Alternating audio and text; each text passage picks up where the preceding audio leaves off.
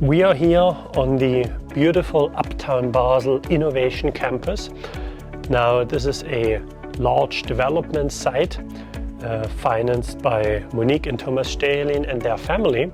And we're very proud that actually we have on this site, we have the first commercially accessible quantum computer of Switzerland by IonQ. So this is a machine where the quantum bits, they are trapped ions.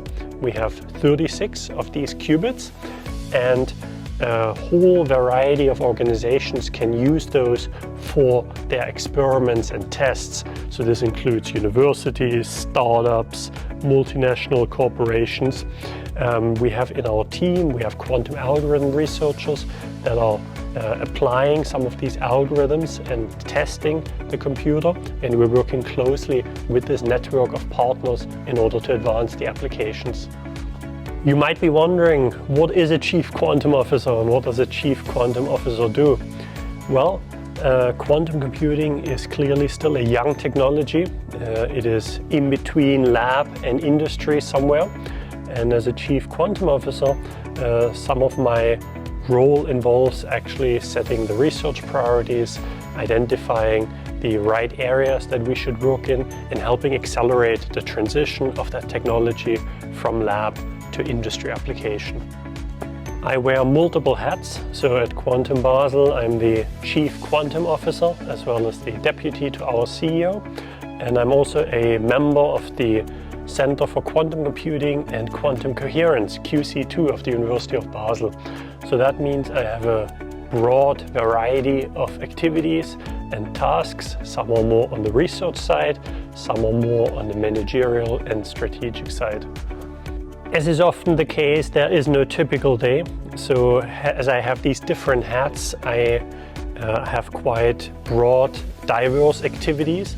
And what I really enjoy doing is building bridges and translating. So that means I engage with the research community, and at the same time I engage with the business community and translate back and forth between them. So this involves, for instance, deciding together with the team on the right research projects and initiatives we should pursue, figuring out how we grow our network and our collaborations, and also how QuantumBasel, being part of this Uptown Basel Innovation Campus, can contribute to the long-term success here and make the vision of our investor come true.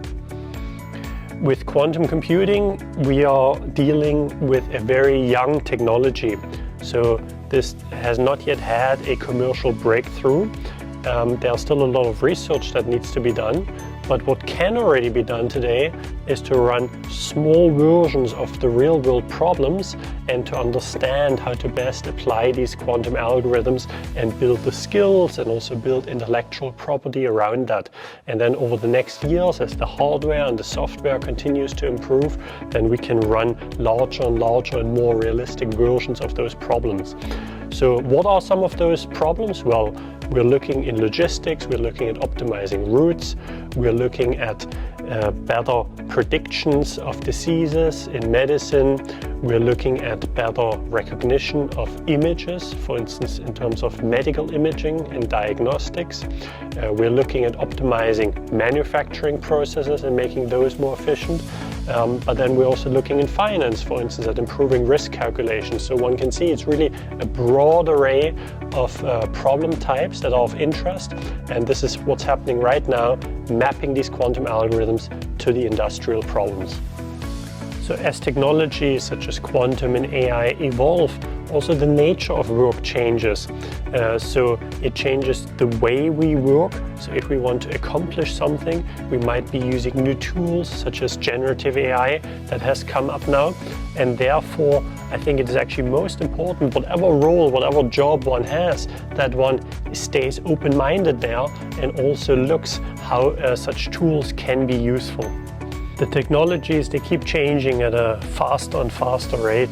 So I believe that if one considers what to get involved in, what to study, one should pick something that one is passionate about, but then also see how these technologies play a role in just learning, keeping up with the latest trends, because we're moving away from this traditional model where one had maybe the same set of activities in a given role over a whole career, to a model where one has to be much more flexible and adaptable. But of course, this actually brings great opportunities for everyone who's curious.